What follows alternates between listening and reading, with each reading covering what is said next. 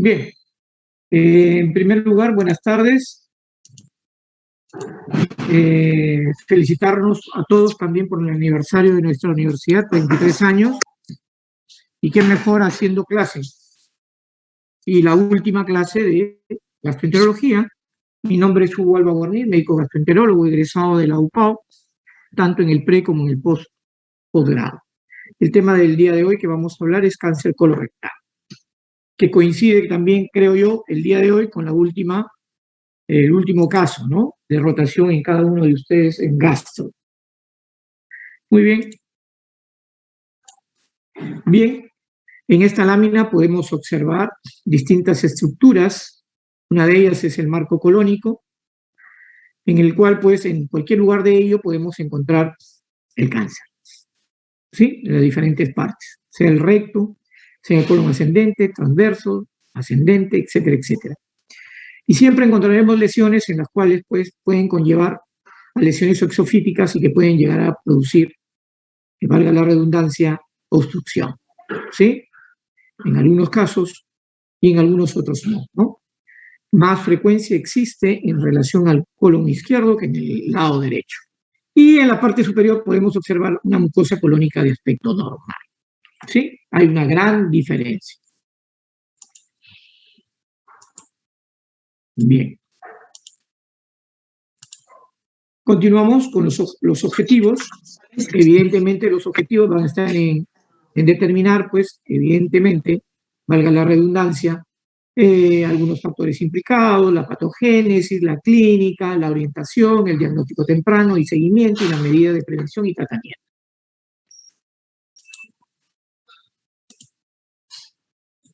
Bien, hablaremos un poco de la epidemiología. Diremos que el cáncer de colon es la tercera causa de muerte en los Estados Unidos por cáncer. En las mujeres ocupa el tercer lugar luego del pulmón y de mama. Y en los varones, tercer cáncer, ¿no?, luego del cáncer pulmonar y de la próstata. ¿Sí? Entonces, tenemos que tener en cuenta esas estadísticas. La incidencia y la mortalidad son similares en ambos sexos. El riesgo aumenta con la edad. Más del 90% de los casos nuevos se diagnostican en pacientes mayores de 50 años. Sin embargo, está habiendo nuevos estudios en los cuales están teniendo en cuenta que a partir de los 45 se está encontrando un repunte de estos casos. En el 95% de la lesión precursora es un pólipo, especialmente, en especial el adenomatoso. Por lo tanto, más del 95% de los cánceres colorectales son adenocarcinomas. Pero ¿y dónde escribo? No, ya estás. No. El 5% restante de lesiones están relacionados a carcinoides, síndrome carcinoide, linfomas, sarcomas, entre otros. Bien, los tipos de presentación de cáncer colorectal son de diferentes tipos. Hay unos que están en base a la herencia, a la genética y a la respuesta inflamatoria. Sin embargo, en la mayoría de cánceres están englobados en lo que corresponde al cáncer de tipo esporádico, 80%, lo cual implica es aquel que no tiene ningún tipo de antecedente. Y por lo tanto es en el que tenemos que trabajar bastante para poder identificar, haciendo uso, pues, de nuestras habilidades intelectuales, ¿no?, y nuestra experiencia y nuestros estudios.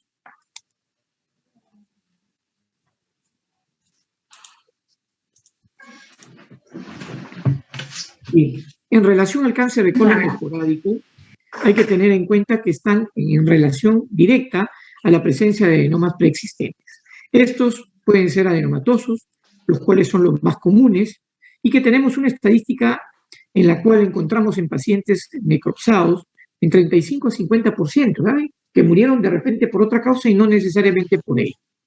En países asiáticos es mucho menor la prevalencia, 10 a 15%, y de estos pueden desarrollar en un 3 al 5% cáncer.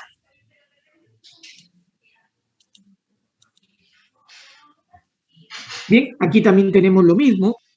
Esta es una torta en la cual encontramos en España, donde encontramos, pues, que a la cabeza va siempre el cáncer colorectal de tipo esporádico, 70%.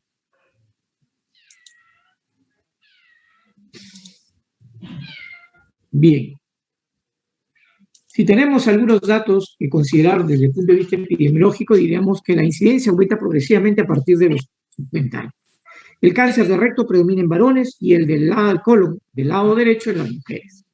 La supervivencia en las últimas décadas ha ido mejorando debido a la tecnología, ¿no?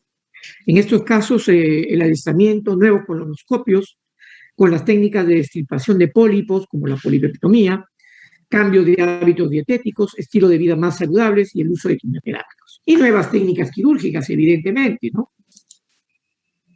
También, ¿por qué dejar de lado al cirujano?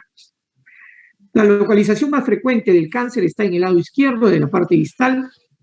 Sin embargo, está aumentando la frecuencia en el lado derecho. El Perú es la sexta causa de muerte por cáncer en ambos sexos, según los datos que nos establece el Ministerio de Salud. Bien, otros datos epidemiológicos importantes a considerar es que la supervivencia a los 5 años en los casos de fase temprana y localizada es 91%. En los cánceres diseminados a ganglios linfáticos y a órganos adyacentes, la supervivencia a los 5 años es 70%. Y el cáncer propagado a parte distante, esa supervivencia baja notablemente a los 5 años al 11%. Es decir, lo que tenemos que actuar nosotros es detectarlos en la manera más temprana posible. Es decir, ahora sí tenemos el dato de cáncer de colon rectal precoz y cáncer de colon rectal tardío, como en estómago.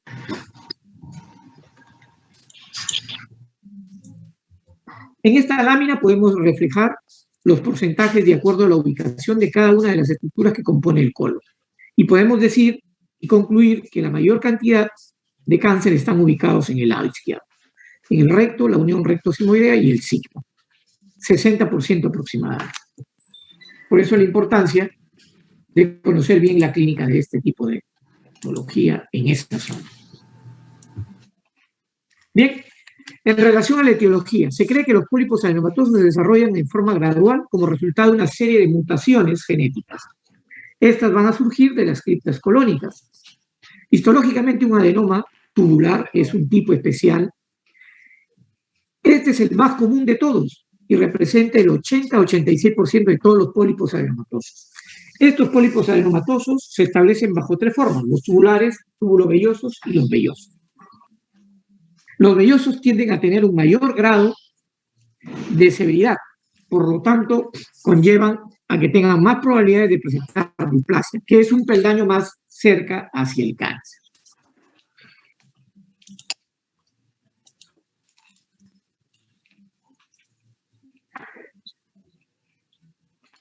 Los adenomas villosos y los tubulovellosos tienen 3 veces más probabilidad de convertirse en malignos que los tubulares. Por lo tanto, son más agresivos. ¿Sí? Entonces, debemos de tener en cuenta, estos muchas veces no se van a observar en una simple colonoscopía. Lo que va a determinar ello es extirpar el pólipo que encontramos en el colon o en el recto y mandarlo al estudio anatomopatológico.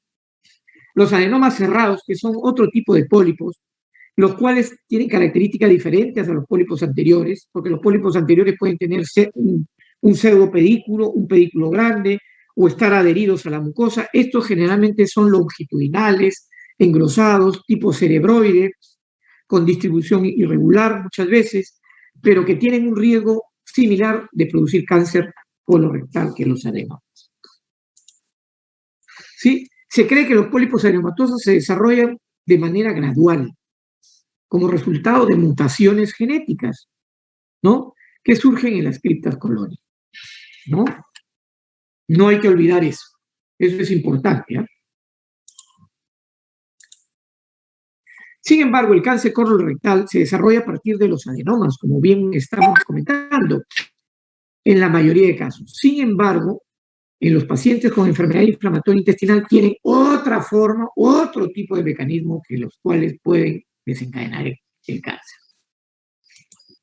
La progresión de adenomas a carcinomas, en esa secuencia adenoma-carcinoma, ocurre como un resultado, como hemos dicho, de mutaciones del ADN. Sin embargo, esta secuencia exacta necesariamente hacia la progresión maligna no está bien determinada. Sin embargo, existe inactivación del gen APC, cambios o mutaciones de lecciones en el gen KRAS, hipometilación del ADN, inactivación del cromosoma 18Q o inactivación del gen supresor P53. La acumulación de anormalidades, de estas anormalidades, va a traer como consecuencia que en un lapso de 10 a 15 años ese tejido normal se transforma en adenoma y finalmente en un carcinoma local y finalmente diseminado.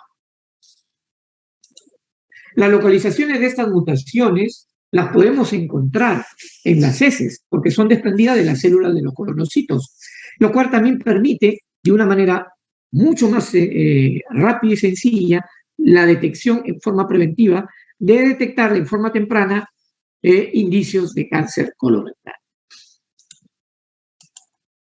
Bien, en esta gráfica hacemos la explicación muy rápida y sencilla de lo que previamente se ha comentado. Aquí también, de la misma manera, tenemos la transformación del espesor del epitelio. Mire cómo el cáncer está inicialmente en la mucosa y posteriormente va transformándose, ¿no? Va cambiando de acuerdo a las alteraciones genéticas que tenemos allí, ¿no? Hipometilaciones, mutaciones de los genes, de lecciones, etcétera, etcétera. Y a medida que va pasando el tiempo, va aumentando el tamaño de la lesión y por lo tanto penetrando más en la pared del colon, llegando hasta la parte de la serosa donde ya va a tener contacto con los linfáticos y los vasos y generar pues la diseminación, lo cual se remite a través de una metástasis, ¿no? Bien, también tenemos síndromes genéticos hereditarios, cada uno con su gen particular y con su riesgo específico, ¿no? Las cuales están determinados a través de la herencia y cada uno de ellos con el porcentaje de riesgo de cáncer colorectal. No se olviden, en algún momento fue pregunta, hay que tener en cuenta ello.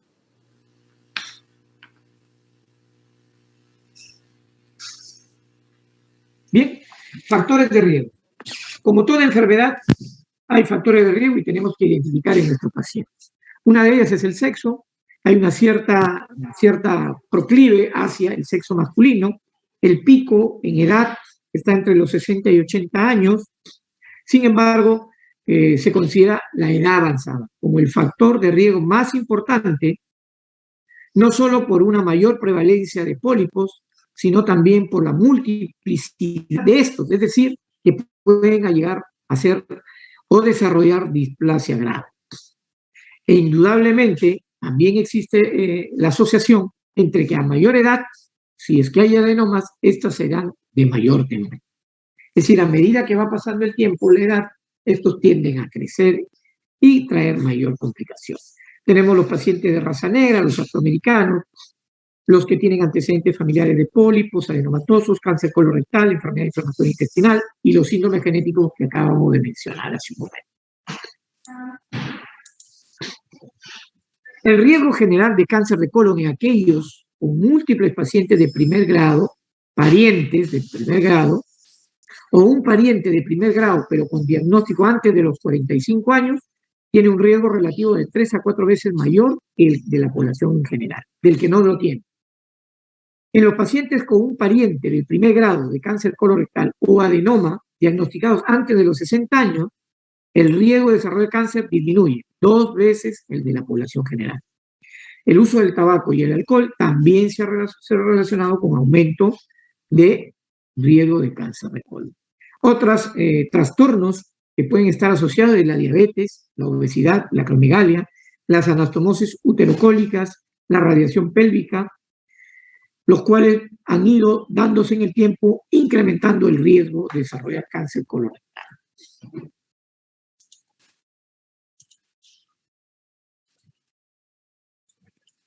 Bien, en el cáncer heredero familiar también tenemos 2 clasificaciones asociadas a pólipos y no pólipos. Como hemos podido ver en los anteriores, ahí hay algunos que coinciden, ¿sí? Los cuales son poco frecuentes, raros. Yo en la experiencia que tengo ya de 13 años no he podido observar ningún paciente con este tipo de patologías, excepto el síndrome de Pett-Jäger, que me llegó acá a Albridge en una oportunidad un paciente y que tuvimos que obviamente, hacerle su descarte de cáncer colorectal, ¿no? Le pedimos una colonoscopia. A pesar de que se encontraba asintomática. ¿Qué se le encontró? Pólipos. ¿De qué tipo? Adenomatosos. Bien, existen también otros factores de riesgo, ¿no? Entre ellos es el consumo de carnes rojas, de carnes grasosas, los embutidos, la disminución de fibras, la disminución del consumo de vegetales, de frutas y verduras, la disminución de consumo de antioxidantes como vitamina A, C, E y algunos oligoelementos como el selenio, el magnesio, el cobre, etc. También están relacionados con el estilo de vida, ¿no? Aquellas personas que poco libertinas, consumen licor todos los fines de semana, el tabaco, ¿sí? Y el incremento de peso, ¿no? A través de un sobrepeso o la obesidad misma. Sin embargo, existen algunos fármacos que están a favor o en contra, por decirlo así, de la presentación de esta patología, ¿no? Que disminuyen el riesgo, como es el uso de antiinflamatorios y terapia de reemplazo hormonal postmenopausia. Los mecanismos aún todavía no han sido determinados con exactitud. Sin embargo, aquí tenemos el kit del asunto, ¿no? La gran asociación con cáncer de colon esporádico en relación a la presencia de pólipos neoplásicos, básicamente. Los adenomas tubulares, los vellosos y los tubulovellosos. Y en la tablita al costadito observamos que tienen ya cierto porcentaje relacionado con el cáncer de colon. Sin embargo, si a eso le agregamos el aumento del tamaño, aumenta la probabilidad de que este refleje en un cáncer colorectal. Y el corolario final sería que el cáncer de colon rectal se origina casi siempre de un adenoma preexistente. Por lo tanto, tenemos que estar atentos a identificar en una colonoscopía pólipos. Más aún aquel paciente pues, que tiene riesgo, antecedente, etcétera, etcétera. Bien, distintos tipos de pólipos, ¿no?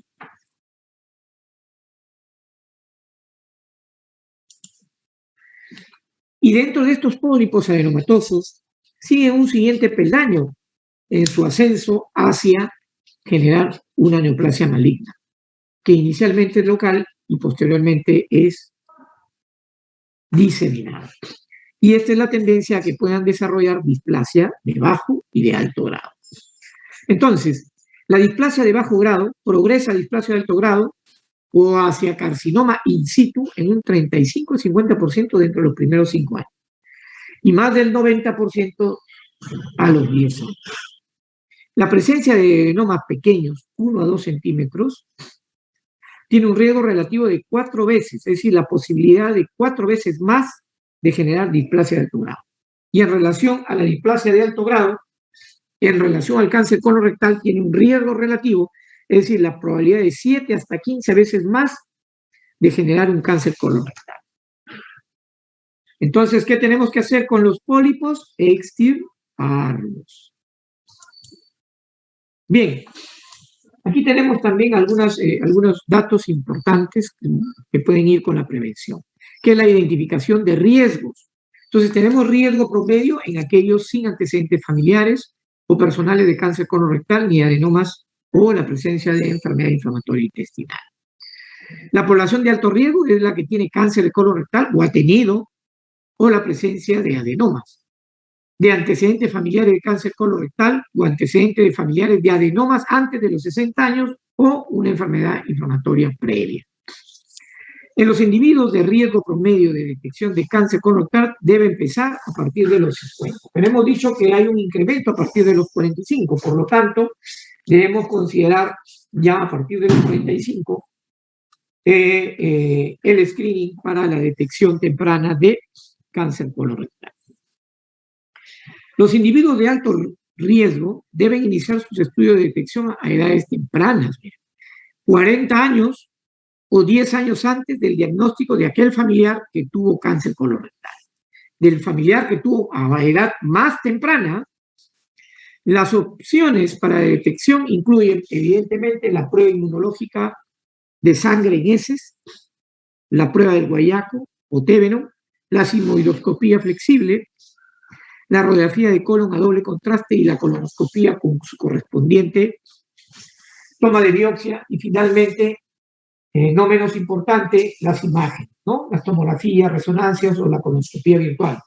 A diferencia de que estos no pueden tomar biopsia, ¿no? Ahí está su desventaja. El diagnóstico clínico evidentemente estará en función a la historia clínica que haga y a la presentación clínica que tenga. Va a haber pacientes que van a tener síntomas, otros que no van a tener síntomas, otros que van a tener muy pocos síntomas, otros que van a tener muchos síntomas. Entonces, muchas veces podemos hacer el screening y la asociación a través de una prueba, como en los casos de los pacientes que tienen tébeno positivo. Y aquellos que no tienen molestias, pero tienen antecedentes de pólipos. Entonces, en ellos teníamos que descubrir si realmente tienen o no tienen pólipos. Algunos pacientes debutan con diarrea, un tipo de diarrea especial, que es la diarrea secretora, que es muy abundante, deshidratante en algunos casos, y que puede estar relacionado con adenomas vellosos por encima de 3 centímetros. Sin embargo, los adenocarcinomas tienen también algunos síntomas, y estos pueden estar relacionados con dolor abdominal, cambios en los hábitos intestinales, diarrea, estreñimiento, diarrea, alteraciones en el calibre de las heces, hematoquesia, melena, es decir, sangrado, anemia crónica, pérdida de peso, debilidad, ¿no? Que muchas veces corresponden a síntomas de alarma en el aparato digestivo. Sin embargo, existe un grupo de cánceres que pueden estar relacionados con algún tipo de microbio, en este caso el Streptococcus bovis y el Clostridium septicum, ¿no? Lo cual puede correlacionarse en un 10 a 25% la asociación con cáncer colon. Yo nunca he visto este tipo, a pesar de que he visto varios cánceres. Sin embargo, en revisiones de casos sí he encontrado literatura. Es por eso que de ahí sale este dato. Bien, posibles presentaciones clínicas, ya lo hemos dicho. Asintomáticos, resultado de pruebas de cribado, hallazgos casuales. Por ahora alguien les haga una ecografía porque tiene una molestia en alguna zona del abdomen o simplemente por querer saber cómo se encuentra su abdomen internamente y aparece una lesión, ¿no? Que puede estar en el hígado, en el vaso, o en el mismo colon, una masa, etcétera, o líquido libre, ascitis. Sintomatología aguda, urgente, obstrucción, perforación. Sí, sintomatología variable, pero de aspecto crónico, que puede ser digestiva o extradigestiva. Tenemos también ahí las diferentes formas de presentación de clínicas digestivas y extradigestivas, ya hemos hecho mención. ¿Y cuáles son los síntomas más frecuentes asociados? Anemia, dolor abdominal, pérdida de peso, pérdida de sangre por el recto, cambio en los hábitos intestinales, sangre oculta en las heces, ¿no? No se olviden, el tébeno. Y de acuerdo a la localización podemos tener algunas características, ¿no? Las que están asociadas al recto, rectorragia, tenesmo, urgencia, hematoquesia, tumores del lado derecho, del ciego, anemia, masa abdominal acompañado de dolor, tumores del colon izquierdo como estreñimiento, obstrucción, hemorragia, sangrado, etcétera.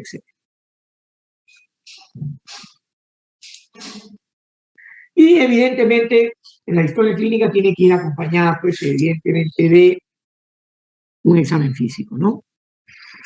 Este examen físico tiene que ser general y enfocarnos en la estructura en la cual tenemos que valorar siempre, ¿no? El abdomen, ¿sí? Y también el tacto rectal, ¿no? Entonces, no olvidarnos de ello, ¿no? A nivel abdominal, detectar masas, cambios, ¿no? Cambios, distensiones, aumento de ruidos, disminución de ruidos, presencia de masa, dolor a la palpación superficial profunda, cambios característicos de inflamación, como podemos también observar en algunas masas colónicas, ¿sí? Y a nivel general, evidentemente, un paciente con caquéxito, con un índice de masa corporal bajo, ¿sí? A nivel de las conjuntivas pálidas, a nivel de la piel pálidas, a nivel de los lechos unguiales pálidos, lo cual nos reflejaría, pues, evidentemente, anemia. Sin embargo, existe un 20% de pacientes que ya cuando van a la consulta se encuentran metástasis. ¿Y esto por qué? Porque acuden en estadios avanzados. Los sitios más comunes en los cuales podemos encontrar metástasis son los ganglios linfáticos regionales, el hígado, los pulmones y el peritoneo. Es importante también considerar que el hecho de encontrar dolor abdominal en el lado derecho, distensión abdominal, adenopatías supraclaviculares, ganglios periumbilicales, significarían pues un daño mucho más avanzado si es que esto no se presentara. Bien, la presentación de la metástasis en este tipo de patologías está en el 10 al 20%, las diferentes vías de diseminación tenemos ahí, local, linfática, hematológica, transperitoneal, perineal. Y en relación a frecuencia tenemos que las metástasis ganglionares pueden llegar hasta el 70%, las hepáticas al 60%, peritoneal al 40%, al pulmón 30%, y mucho menos a otros sitios mucho más distantes, como el ovario, el hueso y las suprarrenales.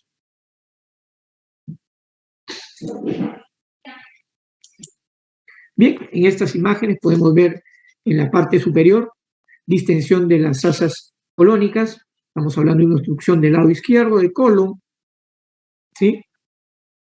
En la parte inferior encontramos una radiografía de colon con el signo de la manzana mordida, ¿sí? En donde hay un cuadro también obstructivo del lado derecho, y en la imagen donde tenemos a un paciente acostado, donde se evidencia en los cuadrantes inferior derecho una masa con un leve eritema superficial, ¿no? Probablemente si lo palpamos va a generar dolor. Bien, aquí también tenemos para reforzar características clínicas del cáncer del lado derecho e izquierdo. El lado derecho generalmente se asocia a anemia crónica, masa palpable a nivel de la fosa ilíaca derecha, ¿sí? Y a nivel del lado izquierdo, cambios en el ritmo intestinal, pseudodiarrea, rectorragia, síntomas de oclusión.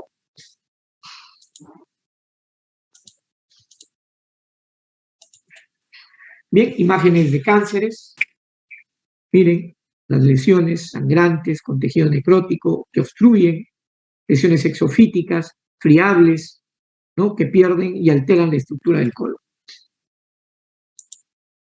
Bien, en relación al diagnóstico diferencial, hay múltiples enfermedades que pueden hacernos pensar, y dentro de ellas tenemos la enfermedad inflamatoria intestinal a través de la colitis ulcerativa y la enfermedad de Crohn, la enfermedad diverticular, un carcinoma metastásico de próstata, de útero, de endometrio, de vagina, pólipos adenomatosos, hemorroides, colon irritable, procesos infecciosos como la tuberculosis, la mebiasis, o infecciones por Clostridium difficile, etcétera, etcétera. ¿Qué pruebas diagnósticas podemos solicitar? Bueno, tenemos una serie de exámenes en los cuales podemos valorarnos. Evidentemente, si estamos pensando en una patología colónica, la colonoscopía con la toma de biopsia es la prueba gold estándar, lo cual me va a determinar pues, el estirpe de la lesión.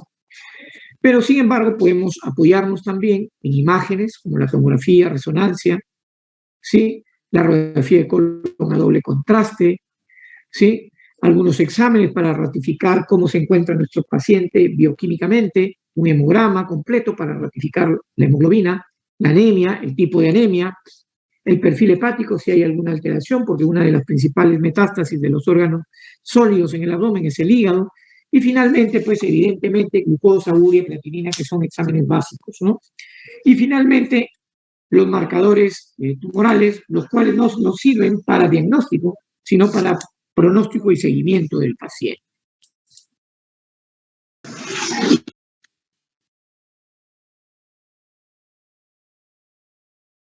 Bueno, han ingresado a nuestra clase el día de hoy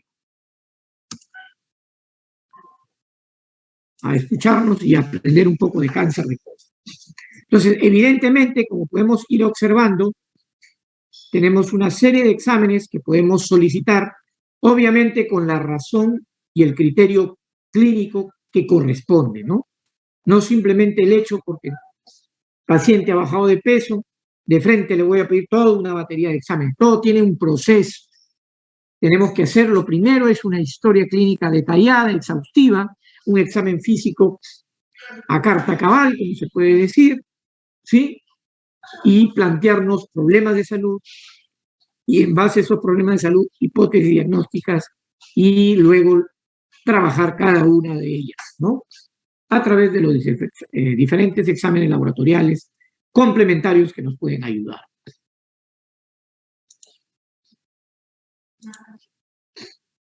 Bien, aquí podemos observar una radiografía de colon con contraste, en la cual encontramos pues el signo de la manzana mordida. Miren, la luz del colon bien delgadito, como si lo hubiesen mordido por ambos lados. Sin embargo, tiene una extensión en una zona donde indica la flecha. En ese donde indica la flecha es que está hecho una complicación, producto del cáncer que invade y se adhiere muchas veces a los tejidos, ¿no? Como hay una respuesta inflamatoria, se pega el intestino delgado y puede formar una fístula, ¿no? Esa es una de las complicaciones que también podemos encontrar en pacientes con carcinoma de colon. Bien, aquí tenemos el procedimiento gold estándar, que es la colonoscopía, que previamente al paciente hay que hacerle una preparación con polietilenglicol, tomar 4 litros, ¿no? Evidentemente, previamente seleccionado el paciente.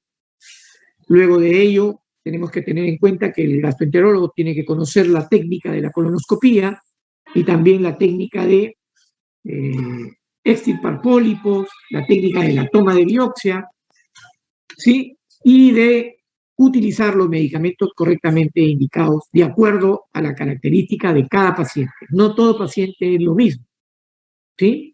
Y poder evaluar exhaustivamente cada segmento del colon, incluido el recto, el ciego, y muchas veces puede ingresar hasta el ilio, ¿no? Ilio terminal. En la parte inferior podemos observar una imagen, ¿sí?, colonoscópica, en donde están enlazando un pólipo pediculado. Probablemente es un pólipo adenomatoso, ¿sí? Y está haciendo el procedimiento de la polipectomía. Ajusta el pólipo en la base, pasa corriente eléctrica y lo corta. Lo corta, luego con una canastilla lo atrapa y lo extrae y lo lleva a estudio anatomopatológico. Y con esa manera estamos resolviendo la posibilidad que este pólipo con el tiempo se pueda transformar en cáncer. Ya dijimos, 3 a 5% se transforma en cáncer. Bien, acá tenemos otra imagen, ¿no?, a través de otro procedimiento, que es la colonoscopía virtual, en la cual observamos, pues, 2 lesiones. Una es la presencia del pólipo en el lado B y en el lado A la lesión maligna. La gran diferencia con la colonoscopía real, convencional, es que no puede tomarse biopsias. Y otra de las grandes desventajas es que si el paciente no se encuentra bien preparado, es decir, bien limpio el colon, los restos de las heces pueden pasar desapercibidas como lesiones y por lo tanto disminuiría su sensibilidad y su especificidad en definir alguna lesión. Sin embargo, todo profesional que va a intervenir a algún paciente por la alta probabilidad de cáncer, necesitamos el resultado anatomopatológico, ¿no? Finalmente, todos terminan en colonoscopía convencional, ¿no?, con toma de biopsia. Bien, aquí podemos observar una imagen en donde encontramos una de las metástasis más frecuentes, que es la asociación al hígado, en donde encontramos pues un hígado aumentado de tamaño con múltiples nodulaciones, ¿no? ¿Sí? ¿Sí?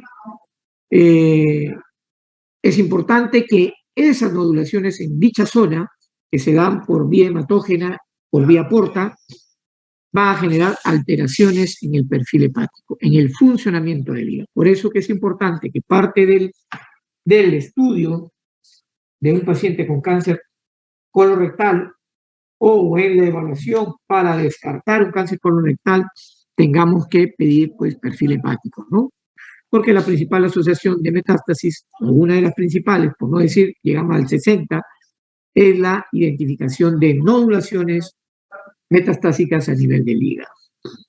Obviamente es una tomografía abdominal con contraste, ¿ya? Bien, aquí tenemos un tejido maligno, es un adenocarcinoma moderadamente diferenciado, en donde se ha realizado una tinción con hematoxilina de orcina y se va a poder observar las glándulas neoplásicas con abundante cantidad de mucina, ¿no? Aparte de ello, la distorsión de la arquitectura histológica, ¿no?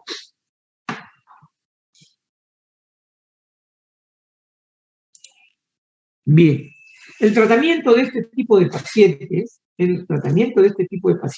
con intención curativa es la resección quirúrgica, ¿sí? Para tener en claro eso.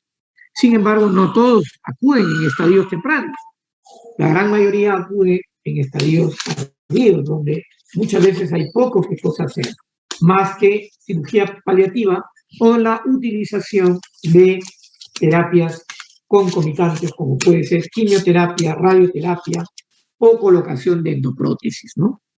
Sin embargo, antes de iniciar el tratamiento, nosotros tenemos que estadificar al paciente, es decir, determinar en qué estadio se encuentra.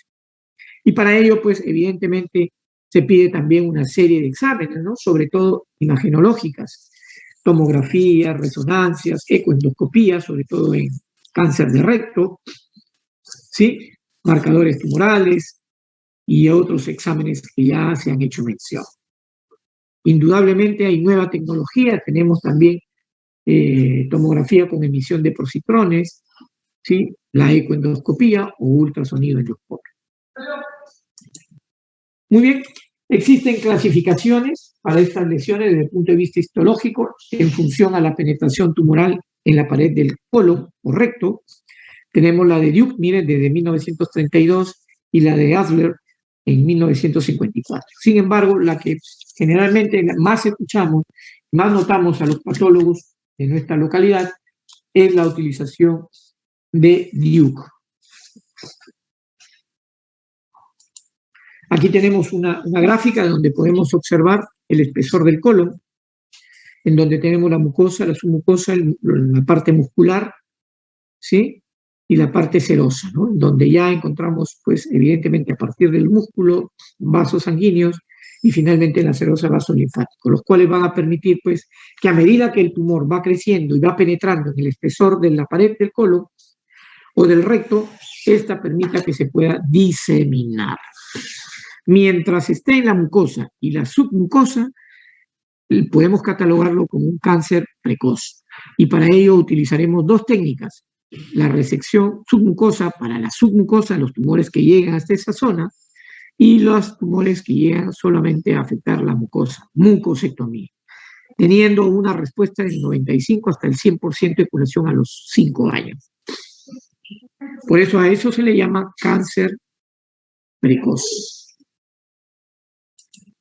Bien, sin embargo, la gran mayoría se basa en la clasificación TNM, T de tumor, N de número de linfáticos afectados y la M de metástasis. Esto clasifica de acuerdo a los estadios. Tenemos estadio 0 hasta el estadio 4.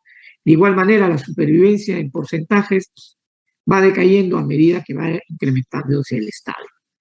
Tenemos la gran oportunidad que para los estadios 2 poder tener una supervivencia del 50 a 75%, siempre y cuando sean intervenidos en lugares altamente especializados, ¿no? Con toda la tecnología y el adiestramiento de los médicos en la intervención quirúrgica y los tratamientos complementarios. ¿Sí? De la misma manera que hemos visto en el estadiaje a través de Duke, tenemos en el estadio TNM, que es la invasión del tejido maligno en el espesor del cáncer, en el espesor de la pared del colon y recto. Evidentemente, los dos grandes transmisores es los ganglios y los vasos linfáticos. Bien, entonces, en relación al manejo quirúrgico, es importante considerar que el objetivo de la intervención quirúrgica es la remoción del segmento afectado del intestino, así como de los ganglios linfáticos circunvecinos, con extensión de la resección determinada por la distribución de los vasos sanguíneos y el drenaje linfático. ¿Sí? El tratamiento quirúrgico para pacientes con cánceres rectales depende de su localización, tamaño y también de la extensión a la cual ha afectado. No se olviden que el cáncer rectal puede invadir a ano y dirigirse también hacia el perineo. En pacientes con cánceres obstructivos metastásicos, una de las formas de atenuar paliativamente este tipo es la colocación de endoprótesis para evitar la obstrucción completa, porque es una de las complicaciones que puede llegar. ¿Sí? Y generar, pues, mayores complicaciones en nuestros pacientes. Hay prótesis de tipo metálico y hay siliconadas. Evidentemente, el tratamiento quirúrgico es un objetivo de tipo curativo, es tratar de extirpar la mayor cantidad del tumor, en este caso la extirpación total del tumor, del segmento que está afectado, seccionar ¿no? el epíplon y los ganglios que van acompañando, teniendo como guía la distribución del riego sanguíneo y linfático. Dependiendo del tipo de localización del tumor, tendremos pues evidentemente colectomías del lado derecho, izquierdo, etcétera, etcétera. ¿No? Aquí podemos observar, esto lo va a poder definir mucho mejor porque esto escapa del objetivo, la parte quirúrgica del manejo del cáncer de colon rectal, eso ya lo verán en cirugía 1. Sin embargo, les he traído ahí algunas láminas para que tengan ustedes una idea de lo que se puede realizar a través de los bisturís. Bien, cada uno de los tratamientos, en función a la etapa, están allí. La etapa 0, evidentemente, hay una curación prácticamente al 100%, y a medida de la etapa 1, etapa 2, etapa 3, etapa 4, donde ya está la metástasis, ya tenemos que aplicar otro tipo de intervenciones, ¿no? Muchas veces, primero quimio, radio, disminuimos el tumor, y luego hacemos la resección quirúrgica, ¿sí? Y en algunos casos, si hay afectación pulmonar, en la cual se tiene la opción muchas veces de hacer lobectomías, entonces radicamos la zona, cuando no son múltiples, lo igual podemos hacer a nivel del hígado, si es que es un solo segmento, podemos extirpar de esa zona, ¿no? Sin embargo, se ha demostrado en algunos artículos que pasado el tiempo, nuevamente aparecen, ¿no? Hay recidiva.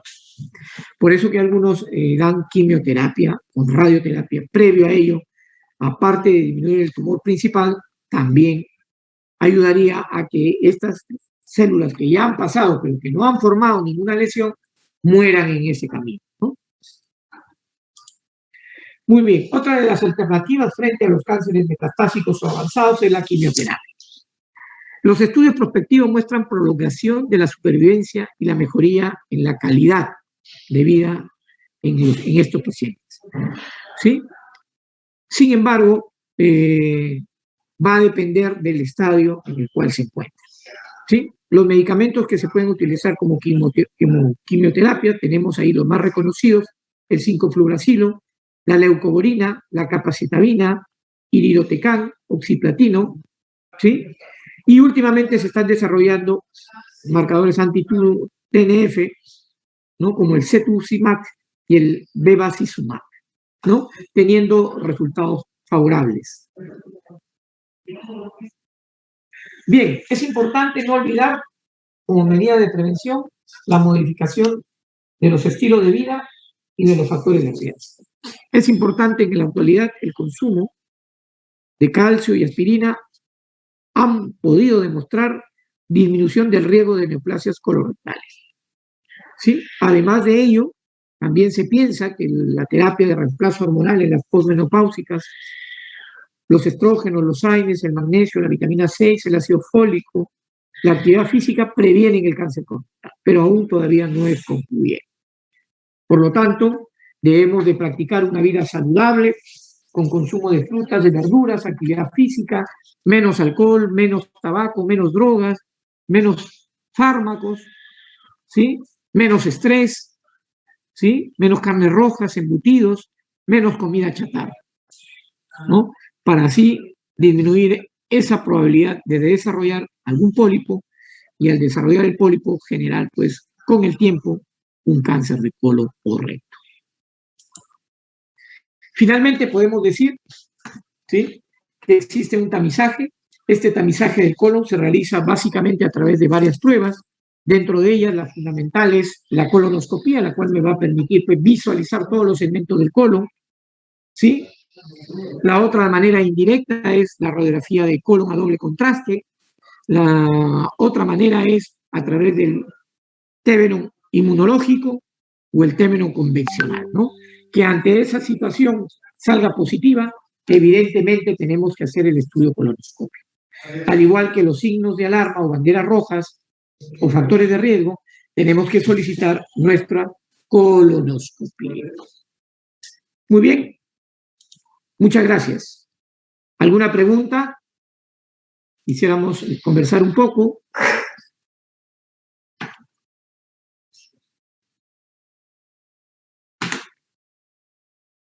Gracias, doctor. Gracias, doctor. Preguntitas, por favor.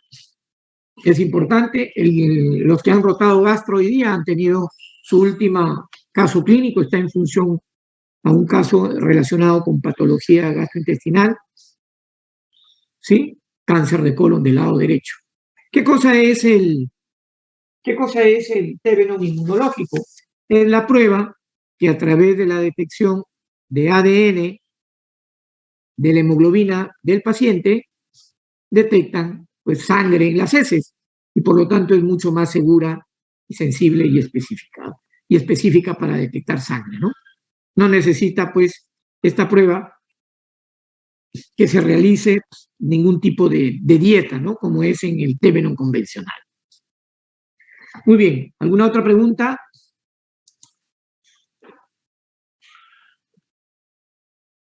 Factores de mal pronóstico, ¿sí? El estadio, la hipoalbuminemia, la desnutrición, ¿sí? Comorbilidades. Entonces ahí tenemos algunos factores de mal pronóstico para nuestro paciente, ¿no? Es diferente en un paciente que no tenga anemia, que tenga anemia y que sea sometido a intervención quirúrgica. Un paciente que tiene hipoalbuminemia es signo de mal pronóstico porque no va a tener cómo recuperar la cicatrización de los tejidos. Si tiene alguna enfermedad concomitante crónica, como una hepatopatía crónica, indudablemente un inmunodeprimido que usa corticoides, ¿sí? Va a tener cierta repercusión en el pronóstico de nuestro paciente. Muy bien. ¿Alguna otra pregunta? Factores de riesgo. Los hemos hecho mención, ¿no? La edad, ¿no? Evidentemente la edad por encima de 50 años. Los pacientes que tienen alteraciones en las evacuaciones, ¿no? Diarrea, estreñimiento, heces delgadas, entrecortadas, acintadas, anemia, pérdida de peso, masa, ¿no? Antecedentes familiares de enfermedad inflamatoria intestinal, antecedentes de pólipos de sus familiares primarios, antecedentes de cáncer de colon. Y si alguien tiene alguno de ellos, tiene que ponerse en lista para ser evaluado, pues, ¿no? No de frente voy a pensar que hay cáncer en un paciente joven, ¿no? No es la primera posibilidad. Hay diagnósticos diferenciales,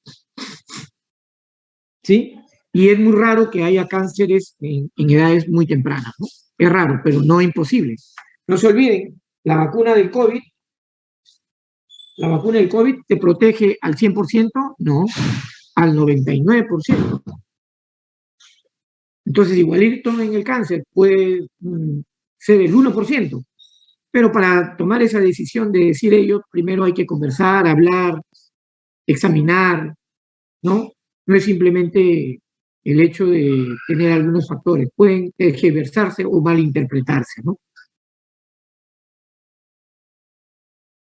Efectivamente, si tienes preocupación hay que consultar con algún facultativo, ¿no?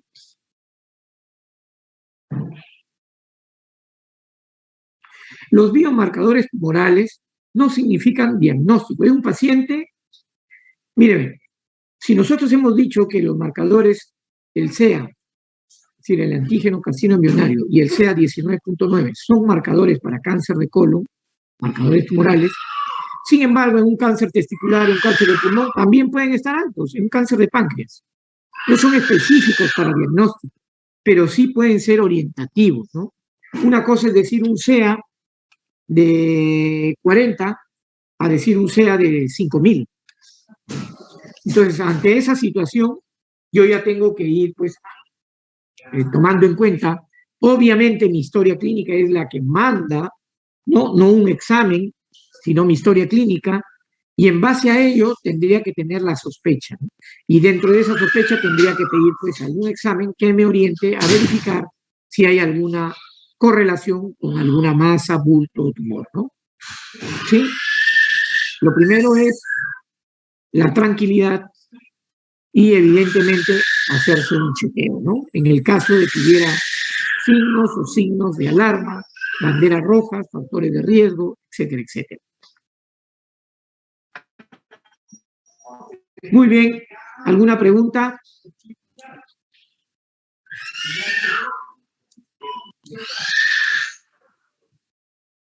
¿Alguna pregunta más?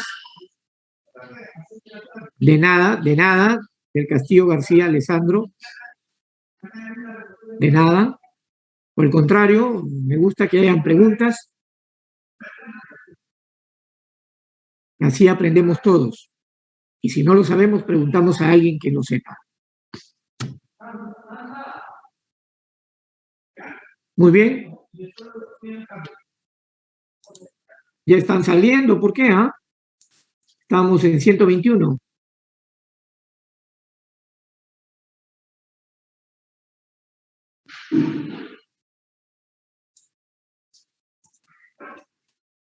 Bien, ¿algunas preguntas? Tenemos todavía unos minutitos para hacer algunas preguntas. ¿Todo está claro? Bien. Entonces, ¿qué mejor hoy día, celebrando nuestro 33 aniversario por nuestra universidad, que lo hayamos hecho trabajando y ustedes participando? ¿Ok? Si no hubiera ninguna otra pregunta, será hasta otra oportunidad. Muchas gracias a todos ustedes y que pasen un buen día. Bendiciones y a cuidarse. Gracias, doctor. Cuídese. Muchas gracias, doctor. Sobre las carnes rojas. Alguien preguntó. A ver, para terminar. Las carnes rojas, lo que pasa con las carnes rojas que son elementos que no por sí mismas las carnes rojas, sino que el hecho de calentarlas, el hecho de quemarlas, asociarlas a altas temperaturas, generan sustancias oxidativas que van a facilitar que esos genes cambien, muten, y al cambiar ese P53 Carras, desencadene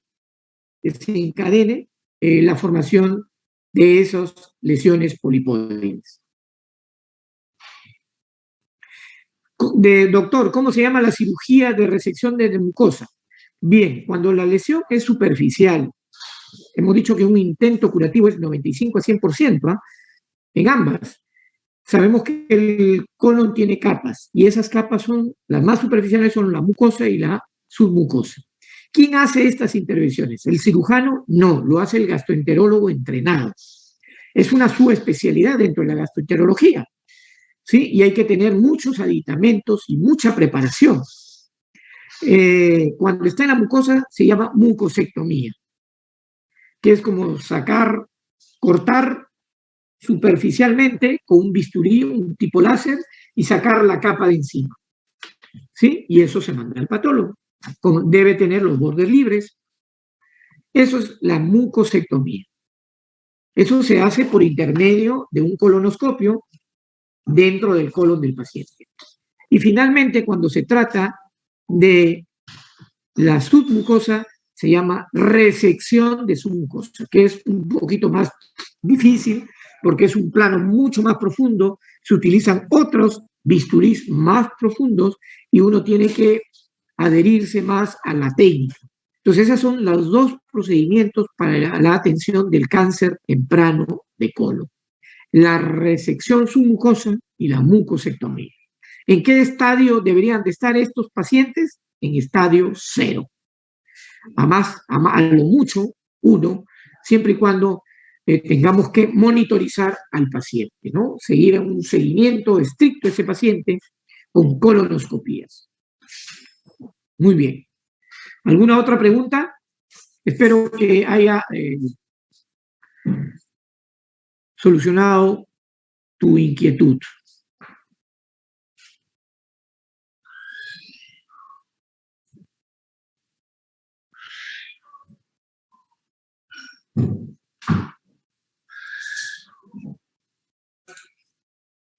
Muy bien, muchachos, futuros colegas, que tengan ustedes un buen día. Hasta luego. Doctor.